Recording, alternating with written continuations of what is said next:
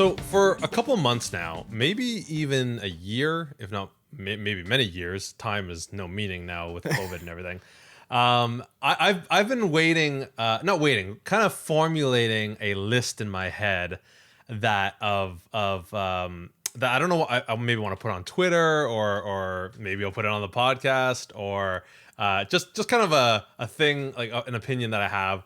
And the list is of items that I find are either so simple, like in their kind of thought and concept, but so incredible in their execution, or just the latter, like just so incredible in their execution, but kind of everyday things that people, I think, not necessarily take for granted, but we don't really necessarily think as, oh, that's an amazing thing. And so I can think of three things right off the top of my head in this list. So one of the first items is a rumble strip. So like the rumble strip on a highway, right? I just think it's like, it's so ingenious, right? Like it doesn't use any more material. It's not any, it's like literally just the way they pave it. And it's just like incredible safety feature. Like that really works, right? Yep. Like it's so effective. And it's just like, man, whoever came up with that, just so brilliant, right? Like, cause you can think about like a lot of people might say like, oh, why don't you just put like, you know, I don't know, a bunch of metal like studs in the road or something, or a bunch of like bumps or whatever. So no, why don't you just reshape the cement while it's wet? And it's like, yeah, so brilliant, right? So that's like one of them. Another one is, it's not necessarily so ingenious in its design that way, but really effective. I always really love wire strippers. You know, like you know those like those clamp things that you whatever. Yeah. Because like I think the reason I love them so much is that it's one of those things that if you don't have a wire stripper, like your attempts to strip a wire are so much harder. And then when you do this thing, and like, because I remember my first experience with stripping wires was my friend introduced me like in elementary school to this idea of literally hooking up a little toy motor up to a battery. Right. And he would like put a popsicle stick on it and you have like a little like propeller kind of thing. And I remember like trying to like strip these wires with like a knife or a scissors, like it was scissors at the time. Yeah. And it's just so tricky. And then you get a wire stripper and you're just like, oh my God. Yeah. It's like, so how is this thing so effective? Right. Yeah. Okay. So the third item I had on my list is, a potato peeler or a fruit and vegetable peeler. Right. So I'm like, this thing is like crazy, right? It's just like, you just do your thing and peelings come off and this thing never hurts you. It's like, you know, it doesn't ever cut you. And it's just so incredible, right? That is until about an hour or two ago when I was making dinner with a potato peeler and I was like, oh, this is so amazing. I can just do it and it never hurts you. It's no problem. And then I hit my finger and I was like, oh yeah, exactly. It didn't hurt. Like this thing is amazing. And then fast forward about 5 minutes and I'm like, what's that piece of skin on my finger? I'm like, oh shoot, I really did cut my finger. So it actually sliced a piece of my skin off.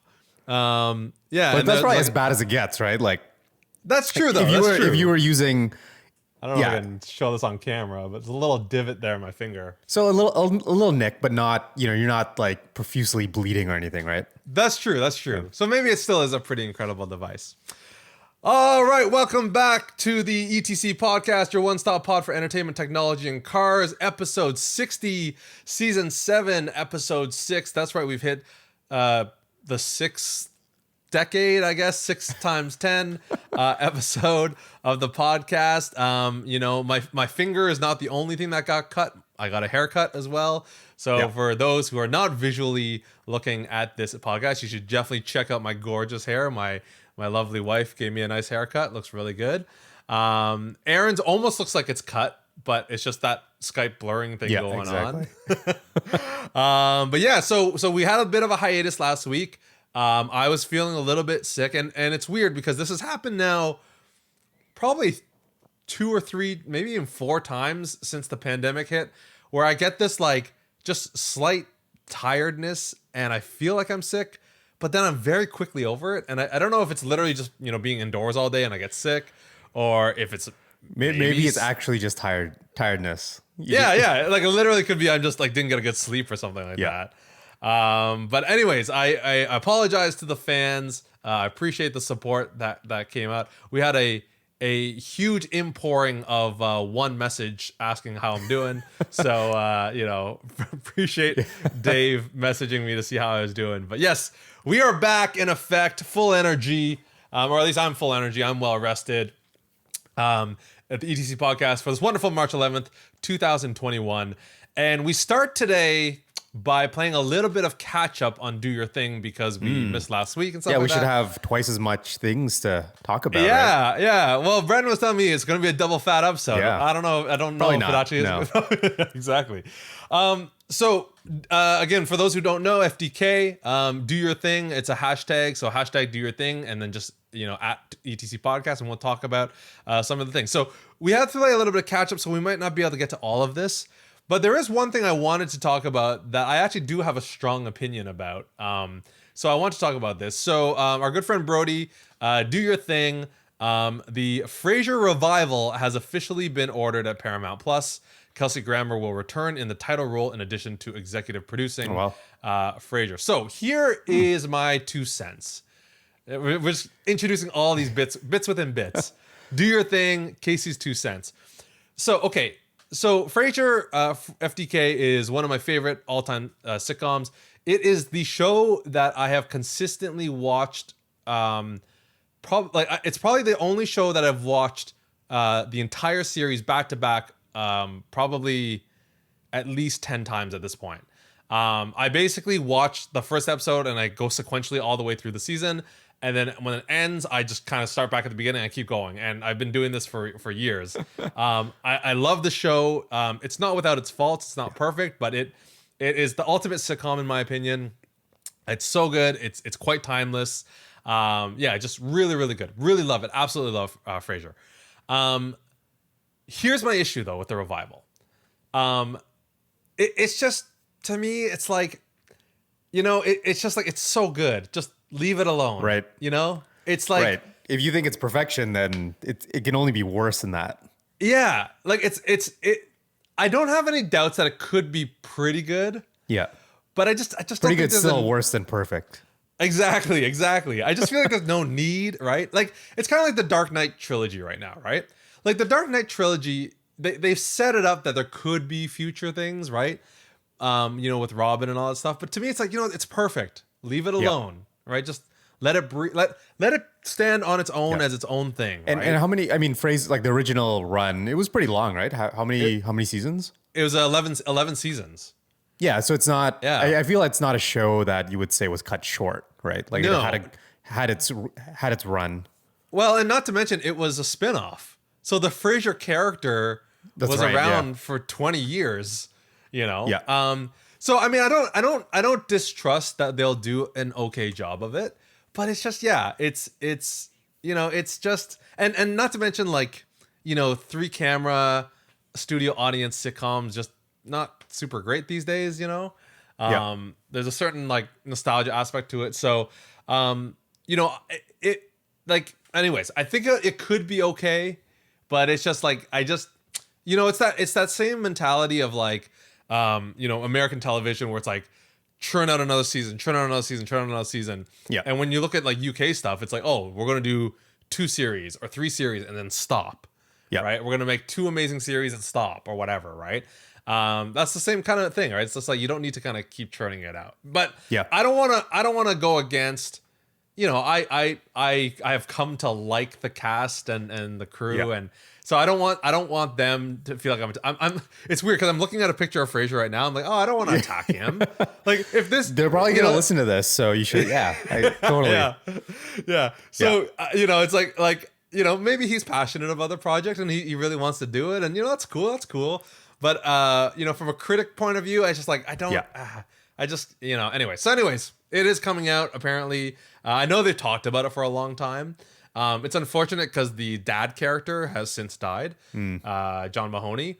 Right. So obviously it won't be that. But I've heard it's centering around his kid in the series and stuff like that. But anyways, so that's Do Your Thing. I'm gonna skip. No, not skip over. Actually, I may as well bring it up because Otherwise, we're just going to do two of Brody's, and that might be unfair. So let's go to Dave's at this point. So Dave has posted an article, and so FTK, Dave is in this constant battle with me and Aaron and the rest of the world about which is the better mobile operating system, Android or iOS. And so he posted an article talking about how Bill Gates reveals why he prefers Android over iPhone. And the crux of the article, I didn't really read it. I just kind of skimmed it.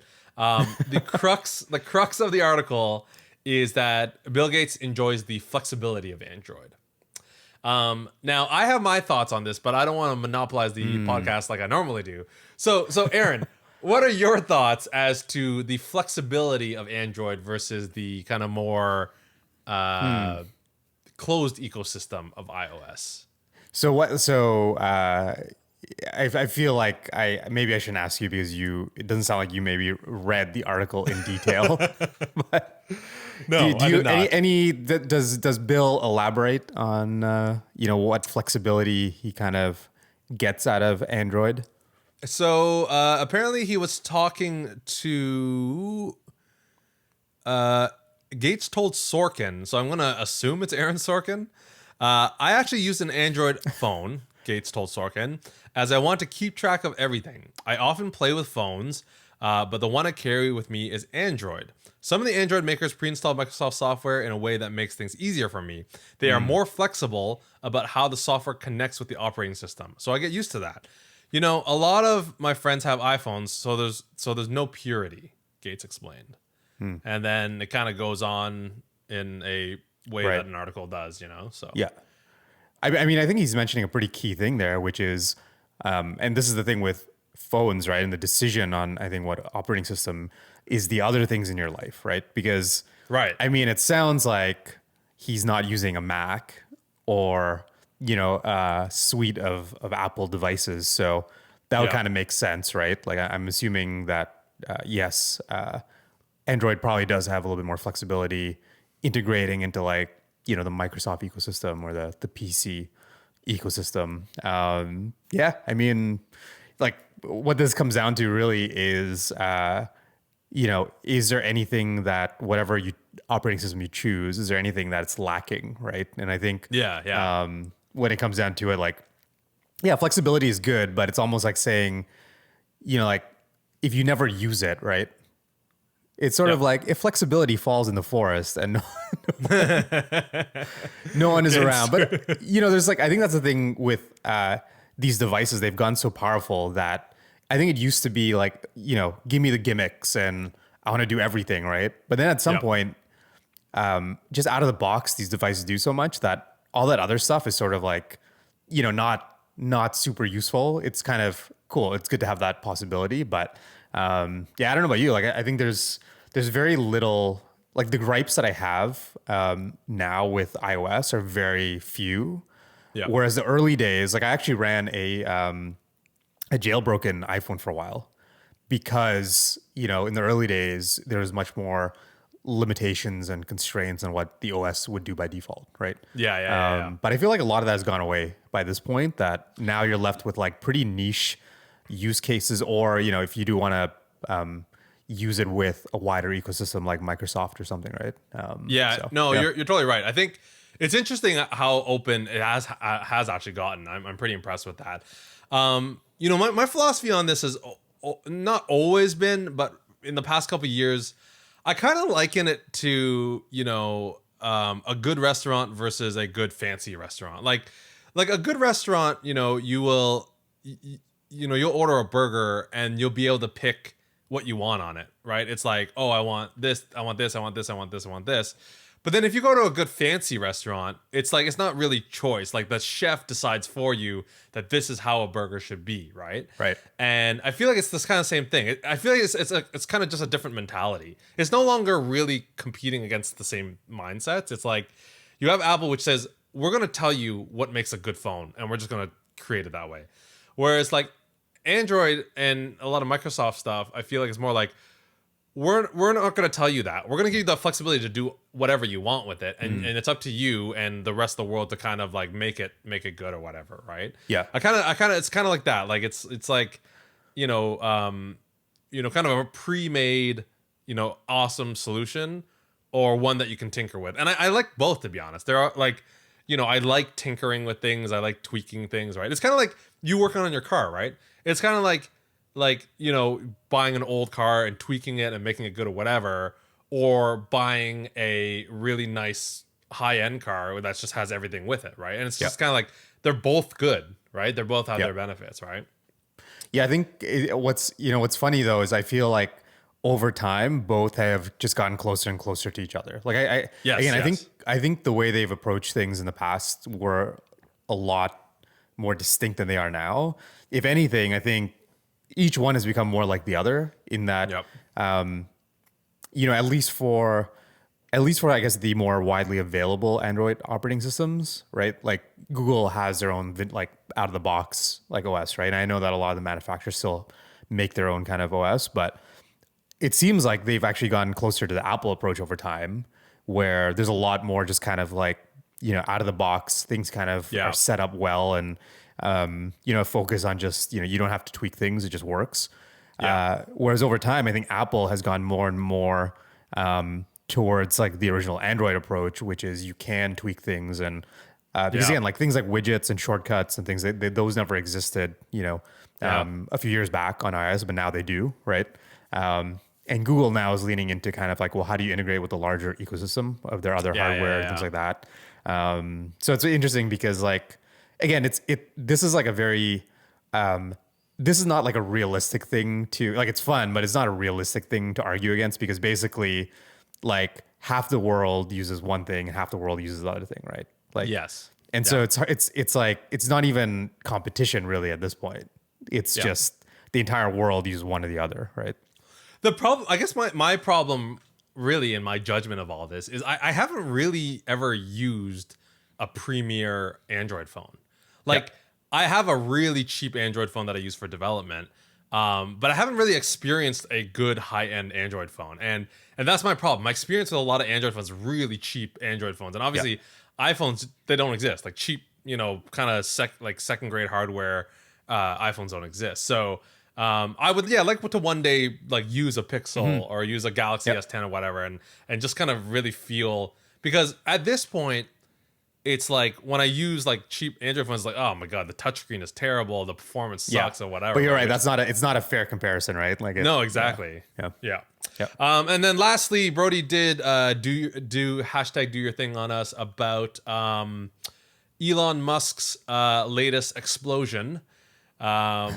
So I guess one of their rockets went up. Was doing this kind of controlled landing. Have you seen that video? The latest? I have. It's crazy. Sorry. I mean, latest, like in the last week or so. I don't know when exactly. Maybe not last week, maybe the week before. But I'm assuming Brody's referring to the latest Starship test, right? Yes. Yeah. The one that was kind of doing this horizontal coming down, and then there was this like really nice shot of it, like almost like flipping around. Well, I mean, this is the third one, I think. Like they've all done that, but the big deal with this one was that it didn't explode immediately on landing. So it actually landed and didn't explode, but then it exploded like a few minutes after for some bizarre reason. Right. So they've all exploded. But again, they've only tested a few times, and it's pretty crazy what they're trying to do. Basically, similar to their other rockets, but this is the rocket that is meant to go to Mars. So I think larger in size, and it's a little bit newer. They haven't tested it as much as their other rockets. But basically it does this maneuver where it launches up into, I don't know how high, like close to space. And then it basically falls down. They turn off the engines and basically falls down in a controlled way. And then at a certain point, what it does is the rockets fire again. It goes from horizontal back to vertical. And then the intention is it's supposed to land. So it actually stuck the landing this past test. Yeah, it's crazy. It's funny because the only thing I saw, I guess, because the problem is I saw like highlight reels and stuff like that. Yeah. And I guess the highlight reels skipped the part when it was like landed for a couple of minutes, because all I saw was like shot and then explosion. And I'm like, oh, I guess it exploded on land. So you're saying it actually landed and was there for a couple minutes? I Yeah, guess. I mean the launches before it did explode in line. So maybe this is from the launch before, but No, I think it's literally just the edit. I think it's probably yeah, just the edit. So, yeah, the latest one it's stuck. So which is pretty crazy. Yeah. Yep. No, it's weird though, because like I think a part of me is like, I wish I understood the engineering challenges behind this, because in my head I'm like, that should be pretty easy, right? That should be pretty easy to land this thing. Why does everything explode? But I guess, I mean, I guess if something is falling that fast and has that massive amount of stuff in it and fuel and everything in it, that I guess it's just really hard to stick that. I mean, what is the?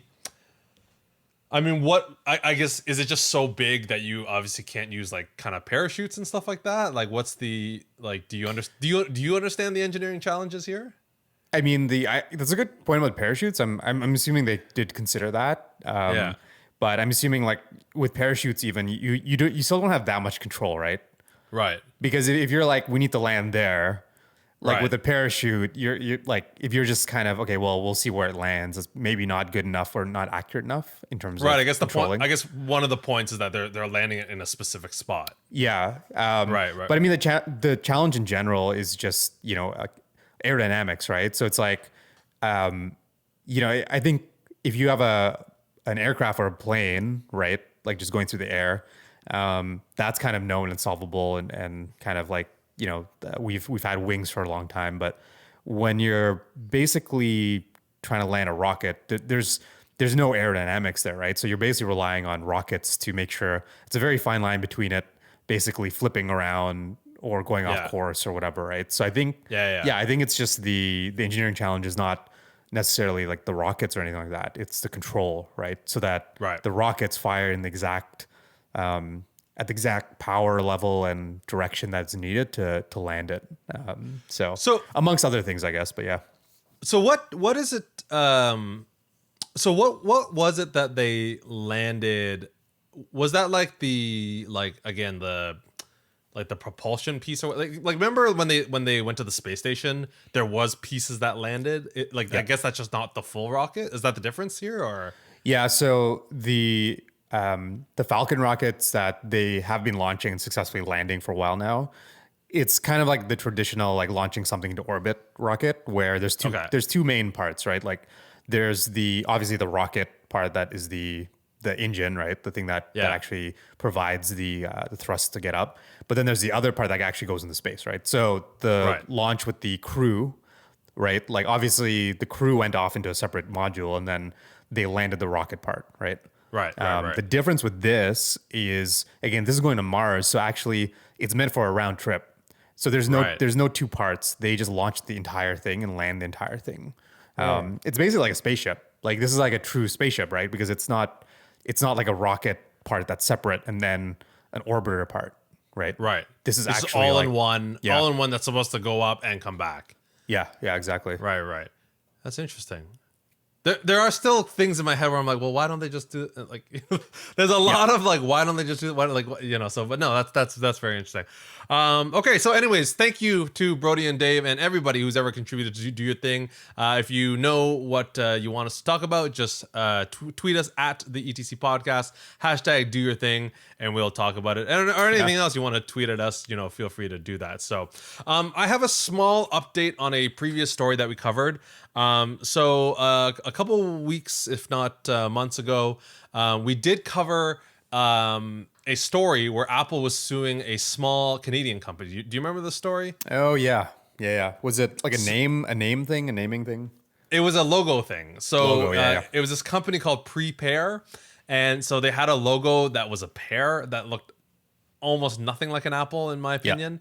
And Apple was going after this, and so they've settled. They figured it out, and what they've come down to is Prepear has basically changed their logo really, really slightly. We'll post a link to this, but basically, I think they changed the leaf on the pear, so like the leaf is like a bit more angular now rather than round. So good job, lawyers. Yeah, Yeah. exactly. So thank God Prepear is out of the woods on that one. Yeah. Yeah, so that's good. So do you have anything on the news front? I mean, there's a whole bunch of wacky things that, for whatever reason, I guess, are coming up. The one thing I'll mention, I don't know if you saw this, but have you heard of this? I thought it was a joke, and apparently it's not. But Elizabeth Banks is directing a movie that just got approved called Cocaine Bear. Have you heard about this? No. Now I know she has directed before. Like she directed some of the Pitch Perfects. Right. So hopefully they're at the caliber of Pitch Perfect. Cocaine Bear. You know what? This actually does sound vaguely familiar. What's the deal with this? What's the So the it's story based off behind a this? true story, apparently, about somewhere in the U.S. I don't know when this happened.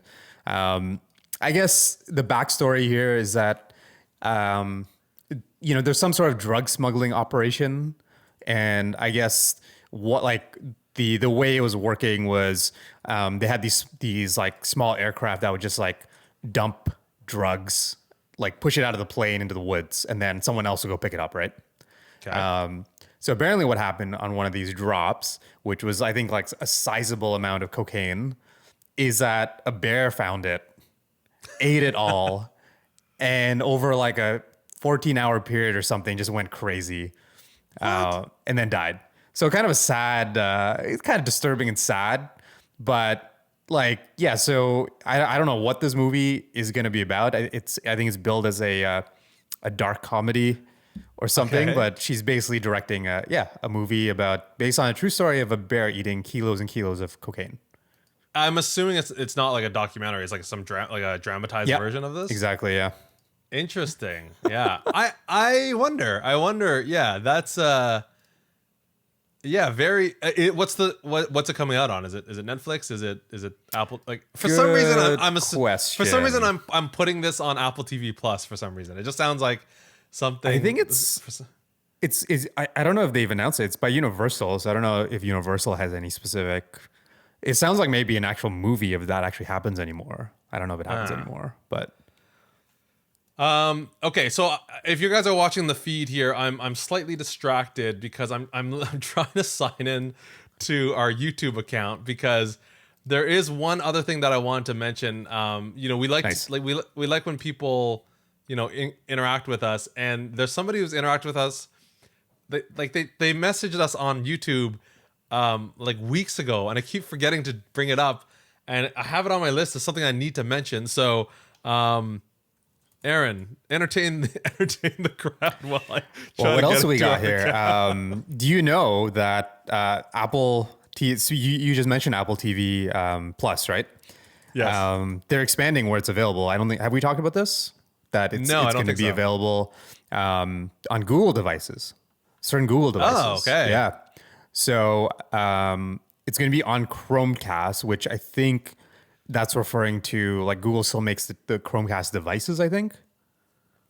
Yeah, well, Yeah. because I knew Apple TV Plus had already rolled out to like Sony TVs and stuff Google like that. based, some Google based TVs, right? Like Android TVs. Yeah, exactly. Yeah. But it's also going to be on their some of these Chromecast devices. So Yeah. super interesting. Like I was actually kind of wondering if they would go down this path and what the pros and cons for Apple would be. But I guess they figure, especially with Apple TV, where again it's about getting people on the service. So there's probably very little downside in because basically everyone who has a Apple device already and is subscribed to Apple TV Plus, I don't think that audience really overlaps much between people who want Apple TV Plus and don't have an Apple device, right? So I think if anything, this just gets some more potential subscribers. But yeah, it's an interesting move. That's the one gripe, and so like I actually don't have an Apple TV, and that was the one gripe I kind of like had around Apple TV Plus, right? Because it's sort of like you have to watch it on a Apple device. So interesting to see this happening, but that's the filler news. All right, we're gonna take a short break, but we'll be right back after this.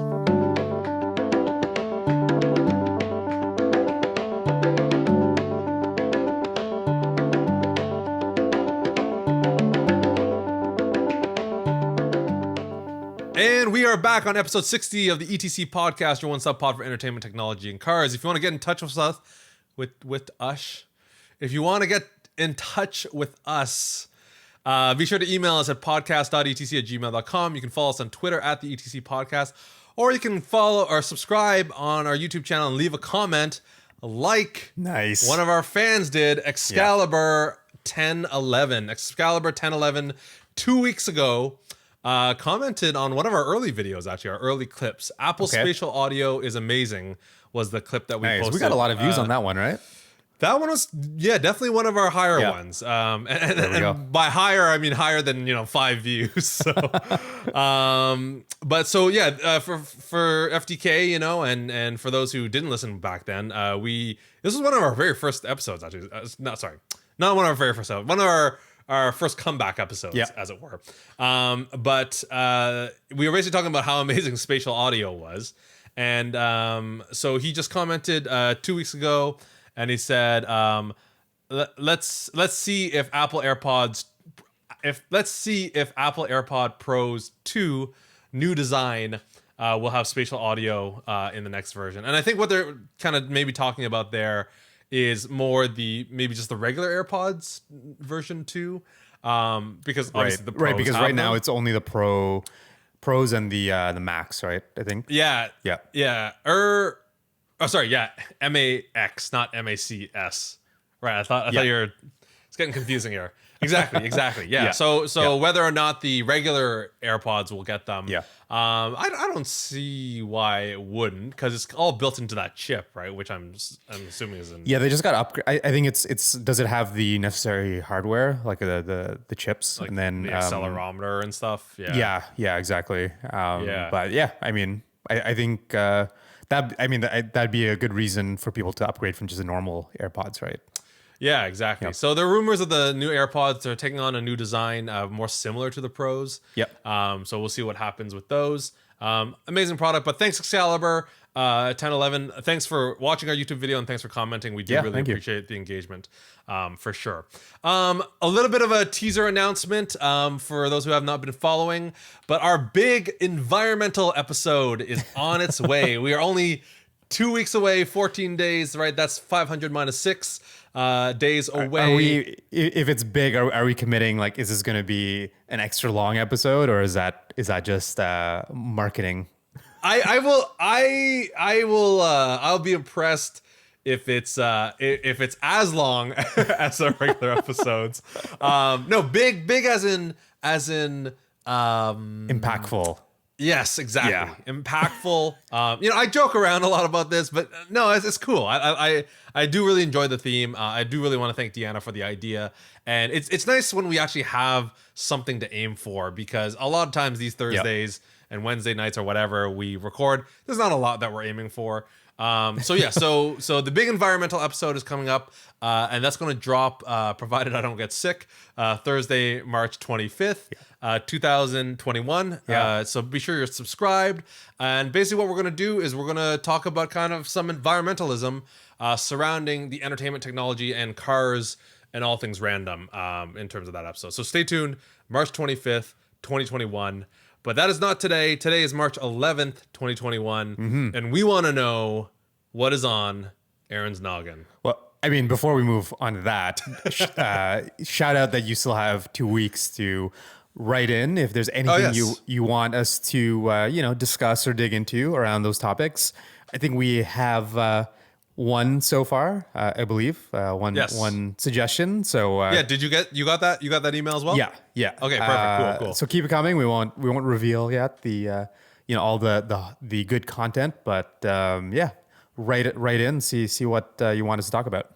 Yes. Anything environmental, anything you guys want to promote, anything you guys want us to debate. You know how it works. And not to mention just general tips for our audience, in terms of stuff like that. So definitely.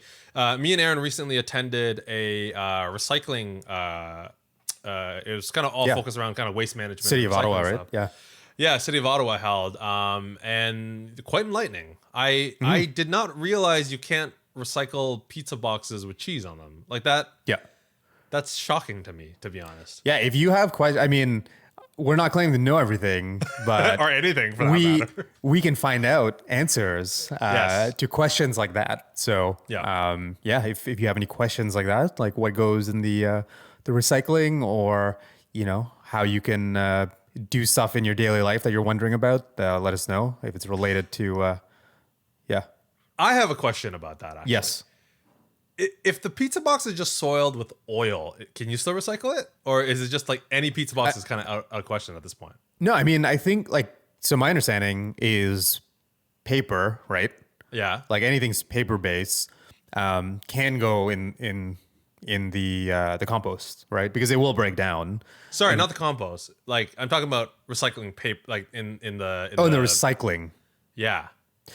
I think as long as it's not like super soiled, like Okay. as long as it doesn't have like a slice of pizza stuck to it, Yeah. right? Which Or could a whole which could pizza in it. contaminate. So I think it depends, because you know how sometimes you get a pizza box Yeah. and it's like like you basically it doesn't seem like there's pizza ever in it, right? Like it's pretty clean, exactly. right? Yeah. That's probably fair game. But sometimes you also get pizza that is like just cheese there's everywhere. cheese, yeah, exactly. So But this is my trick. This is the tricky thing though. Yeah. I'm kind of in that middle ground where it's like there's no remnants of the pizza, so there's no cheese, no whatever, but the grease is definitely there. So this is what I'm saying, right? Like I definitely putting it in the compost is the safer default, because like paper can always be composted to some degree, whereas it's not always true that paper can be recycled. Right. And So- what if the condo building hypothetically that you live in doesn't offer Doesn't- composting? Then you go dig a hole somewhere out in the field and do your own compost. Something tells me I should have asked these questions during that talk. Yeah, exactly. Yeah, it'll be like anonymous is asking. It was so funny because basically I heard that fact. I was like, oh, I didn't know that. And then it wasn't really till like after the talk I kept thinking about it. I was like, oh, I didn't know that. Yeah. And then I was like, wait a minute, what if? Anyways, okay, yes. Yeah. So okay, what's on your noggin? I feel like it's not going to be as exciting as the pizza box conversation. But this is something, I'm going to start with something that my friend Dylan shared with me. Oh, one of the, like Dylan, one of the regular contribute ETC. Exactly. Some Listeners? topics in the past. Yeah. But have you heard of this? It's a new, so I haven't been keeping track of the aftermarket CarPlay audio, market. Have you? Like, do you know that CarPlay comes on some aftermarket audio units? Yes, I haven't like followed it in depth, but Engadget usually posts Pioneer released one or whatever that's not. Yeah. And again, I feel like this used to be like aftermarket audio players in vehicles. I feel like it used to be a much bigger thing, right? I feel like basically you used to buy a vehicle and like the first thing you did was put in a sweet little audio deck or something, right? I missed that era. And you know what? I was shocked. I remember one time being like, oh yeah, I guess Future Shop and Best Buy don't install those anymore. Like I was like, when did this industry just die off, Yeah. But I guess it hasn't fully died off, but it definitely is not, sorry. I feel like when like the era you and I are talking about, a lot, like majority of people would actually do it, but now it's like pretty rare, right? So but there are still some of these products coming out, and some of them have Apple CarPlay, and so Alpine released an interesting one that they're now making. Like I forget what they're called, but there's like the traditional like single size like decks, and then now most cars have like, they're bigger, right? They're like double the size.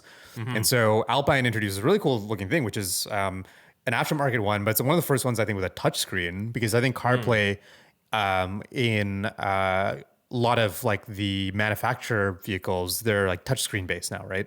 I don't know if they were always touchscreen based. I don't think so, right? I think CarPlay V1 was not the touchscreen thing, I don't think.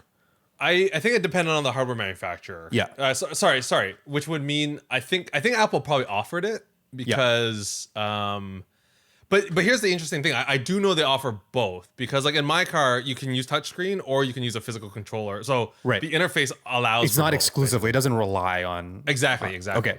Yeah. So I guess this is one of the first ones that has a touchscreen and it's aftermarket.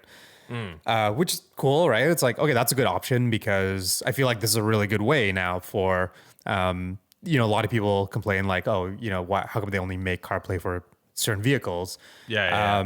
But the really weird part here is it's not wireless CarPlay, which again, like this is really bizarre because again, this is a brand new product, right? It has a full touchscreen and whatnot. And if anything, you would think that these aftermarket units would be like, it's even more reason to be wireless because think of how annoying. Then you have to like not only install the you know the unit. You have to run that wire. Yeah, right. Through So like this is just really strange. Like and this is the thing, right? Like I think again, I'm so I don't know what the word is, but basically like the whole kind of infotainment like market, like I feel it's such like it's just terrible. And like I feel it's one of the it's the one that like you would expect to be way further along at this point.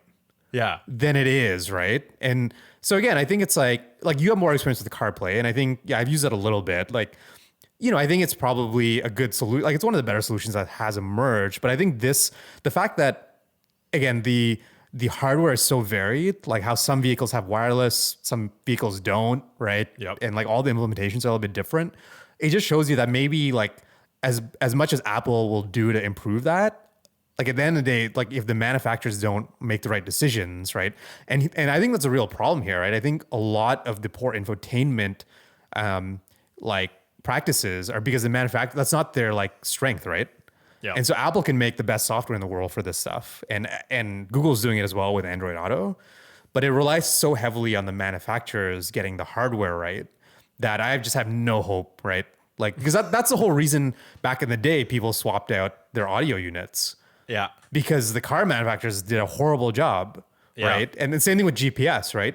Why people just use an aftermarket GPS is because the manufacturers can never be trusted to do this correctly, right? And it's just really weird that it seems like that like still hasn't happened, right? Like for a lot of manufacturers. So I don't know. What are your thoughts on that? Well, first of all, I think what's interesting is that the aftermarket is actually like kind of it seems like they're falling behind the first party stuff, right? It's like it seems like everybody is implementing Android Auto and CarPlay, which is really great.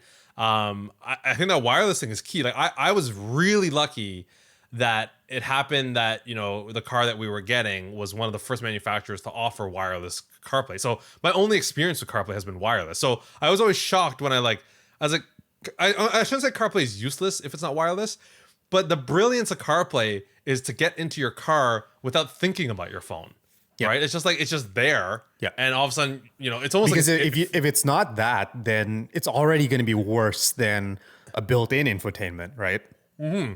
Because a built-in infotainment, like it'd be ridiculous if you got in your car and to use it, you had to do another step, right? Yeah, exactly. It should just be built in, right? Yeah. That's exactly it, right? You know, so that the fact that because the whole thing is aftermarket was always way better before, right? Yeah. It's like you said, like I had such a nostalgic memory of like buying that car deck, you know, and being like, oh, I'm going to invest $500 in this motorized thing. It's so cool, whatever. Yeah. So I'm shocked actually that the aftermarket is lacking one of the fundamental like benefits, you know, of CarPlay. But the only thing I kept thinking about when you were talking there is the only hope ultimately is Tesla. Like Tesla, you know, is like we've always said, and like you pointed out to me, like they're more a software company, and they have control over. It's like Apple making a car, right? They have control over the hardware and all that stuff like that. Yeah, right? exactly. So they're taking that whole philosophy, right? So I feel like Tesla is kind of the hope, basically. Well, I mean that doesn't help the fact that like obviously Tesla's not going to be the only car manufacturer out there, right? So, but you're right. Like I think again, it's such a good example of what happens when one you make it like an actual part of your product and not just an afterthought, right? Yeah. But also, like you said, they have full control and design top to bottom, right? And so it's not just about, you know, and this is I think where manufacturers try to plug in CarPlay. Again, I think that the downside there is like it's almost like the manufacturers can say, we don't deal with this, right? Like Apple deals with it, right? Which I think only works to an extent because again, I think that only helps maybe with like the things that are very specific to like what your phone can power. Yeah. But again, like driving a vehicle is a lot more than that, right? And so again, the brilliance of Tesla's approach with their infotainment is it actually integrates into all your physical like controls and everything, right? Right. And also like things like nav and being aware of what like everything that the car knows, right? And Yeah. again, CarPlay can only go so far, I think, down that path because ultimately they stop at the software, right? They don't integrate super heavily with the hardware, at least not yet. So I think it's a really good example. And again, like Tesla's not doing anything really, in terms of the actual apps on there, right? Like they're just using out of the box stuff, right? They basically use a version of Google Maps, right? Yep. For navigation, but they layer on top things that are like unique to the vehicle and stuff that Tesla can control, like basically showing you where charging stations are and things like that, right? Yep. And autopilot and stuff like that. Same thing with the entertainment, right? Like you can basically just sign into your Spotify account, right? So they're not doing anything in terms of like it's the right model where like they don't try to recreate things that are already really great experiences, right? Yeah. And so like again, Google Maps is like the best like map experience. Like why try to create your own, right? And the other thing Yep. too is like even if it's great when you like launch the vehicle, what happens like 2 years down the road when you haven't updated it, right? And Yep. so again, Tesla with their constant software updates and relying on other apps that are also constantly updating, I think it's a great approach. But like what I want to know is like, at what point, again, there's a lot of these other companies are not small companies, right? And I test drove Taycan, right? And again, from a vehicle perspective, like super impressive, and in some ways, even a step above Tesla, right? When you're talking about the materials they use and the driving dynamics and things like that. But again, it's like it definitely falls short on that really integrated, infotainment and software experience. And it kind of, you kind of ask, well, like, Tesla's a way smaller company, right, than Porsche, way smaller company than BMW and things like that. Like, I really do wonder why some of these other companies haven't taken that kind of Tesla approach of just like, hey, like, let's invest a little bit more and kind of own this top to bottom, right? And so maybe it's coming. I think, I actually think CarPlay is actually maybe working against that, right? Because I feel like it gives them more of an excuse to then not do it themselves, right? So yeah, totally.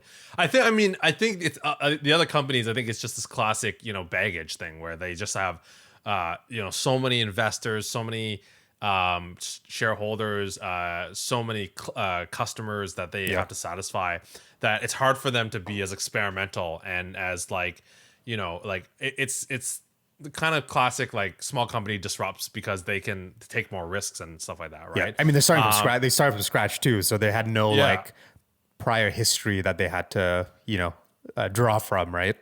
Yeah, exactly, right. And it's like, it's interesting because you definitely nailed on the head there when it comes to like the integration with the rest of the car is not good. Like one of the reasons I still use my car's navigation over Google Maps through CarPlay is it integrates with the rest of my car, right? Yep. Like in terms of like the heads up display, all that stuff, right?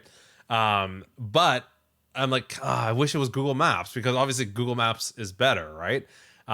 It's like the ultimate, right? And you're right about the over-the-air updates too, because I remember when I was getting my car, they were like, oh, you don't really need CarPlay because our infotainment has integration with iTunes and Spotify and all this stuff like that. Yeah, I'm like, yeah, but it has that now, but there's no way it's going to be as future proof as an Apple device. Apple's always going to make that better, right? Yeah. So yeah, no, it's it's interesting too when you talk about this because I actually did I actually have come across also QNX, right? Like you know QNX? Yeah.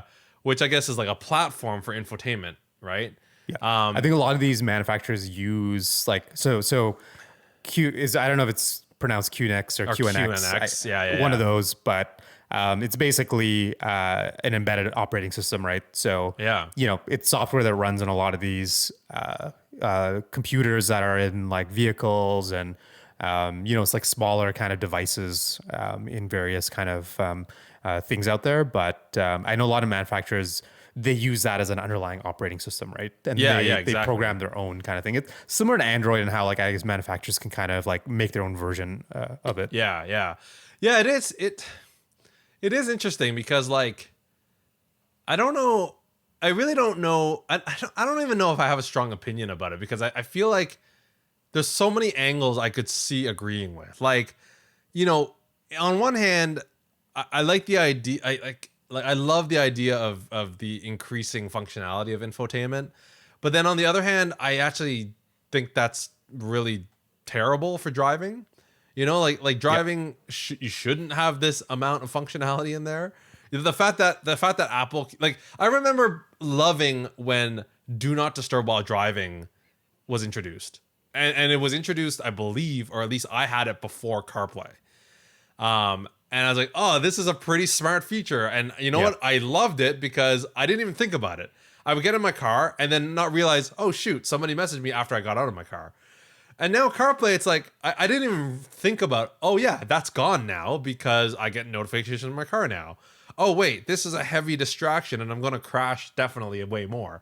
You know, so there's that aspect to it. Yeah. But then the other part of me is like, but everything's kind of going autonomous. And so, you know, you kind of want heavy. Well, I mean, I think you get that. Like, I feel like the future is really, it's going to be very stark, right? Like you're either going to have, you know, vehicles and using them for kind of like the majority of cases, getting from point A to point B, right? In which case a lot of it's going to be autonomous. And then, you know, your experience is going to more go towards less about you having to be in control of everything, but more just like, you know, closer to basically like if you were sitting in your office for 30 minutes, right? Like you want connectivity, you want, you know, a lot of access and very good integration to like whatever you want to do, right? Yeah. But I think there's still going to be a space on the other end, and then like not really that much in between of like, you know, what you would consider like pure driving, right? Yeah. And that experience, right? And that's going to be like I feel it's going to be strange that like the next generation will probably treat that kind of driving as a novelty. Yeah. In the same way, I don't know, it might take a while to get here, but like in the same way that, you know, no one gets on a horse anymore to actually get somewhere, right? Yeah. Like it's a bit of a novelty of like, you don't have to do it, but when you do it, it's like very specific and focused, right? And so, I think that is like, that's interesting because you're right in that scenario. And even today with a lot of vehicles, right? Like maybe these are just distractions that are not necessary. Yeah. I mean, to be honest, that point you made about the horse, I mean, is a point that I remember you made like years ago. That was a pretty, you know, pat yourself on the back, brilliant insight. Like it really is like cars become like a sport. Driving becomes a sport, right? Just like horse riding. And whereas horse riding used to be for transportation, right? Yeah. So yeah, it's interesting. I haven't really thought about that deeply, specifically in the infotainment piece. But it is one of these things that I'm generally conflicted about, because I think there's part of me that's like, I love the good that it would do for me if I just, you know, like occasionally now, like I love, again, I've assigned one shortcut in my car to turn off the screen. Yeah. Right. And I love that shortcut. I'm just like, get it out. I just want to drive. But don't get me wrong though. Like I love having my entire Spotify library with me, all the playlists. You know, I love, and there are a lot of times where I'm just like, oh, I wish there was just that one piece of that app in CarPlay, you know, these kind of things. Yeah. So yeah, it's definitely one of these things that I'm on the fence. I'm not really on the fence about, but not really heavily one way. I kind of see benefits. I mean, it'd be cool if there's an option to do both, right? And I think we've seen this work in an okay way and with some software. Like I think Apple does an okay job with a lot of their, you know, functions that just are give you, you know, eliminate the distractions. And like I don't know if you use any of the sort of like, you know, bedtime wind down stuff and do not disturb, like auto do not disturb. It works fairly well, and I think, you know, they can live together, right? Where when you want it and whenever, you know, certain parts of the day, it's on demand, you're getting all the information, but then whenever you kind of want to shut that off, right? Like, so hopefully that balance finds itself. Like, I don't know, it was in like a movie or something. Like, do you recall? Like, I think there was some movie where basically like it shows, like maybe it was like Minority Report or something like that, but like basically going from like auto driving to like driving yourself. I was literally going to bring up this example. So iRobot, iRobot, right? Yeah, he's just sitting there reading like the papers or whatever. Yeah. And then all of a sudden he's like engage manual mode and the steering wheel comes out and he takes it. or Like I whatever. always thought that was the coolest thing ever, right? And I feel Yeah. like if we can do something like that, like imagine you had an amazing, vehicle that can switch between those. Like that's kind of the best of both worlds. So yeah, that's kind of the ideal future, I think. Yeah, definitely. All right, we are coming to a close here on the episode 60, season 7, episode 6 of the ETC podcast. If you have any questions, comments, or concerns, be sure to email us at podcast.etc@gmail.com. You can also follow us on Twitter at the ETC podcast and subscribe to our YouTube channel, leave comments, and view our videos. We definitely need to up those views. If you want us to talk about anything, be sure to hashtag do your thing on Twitter at us.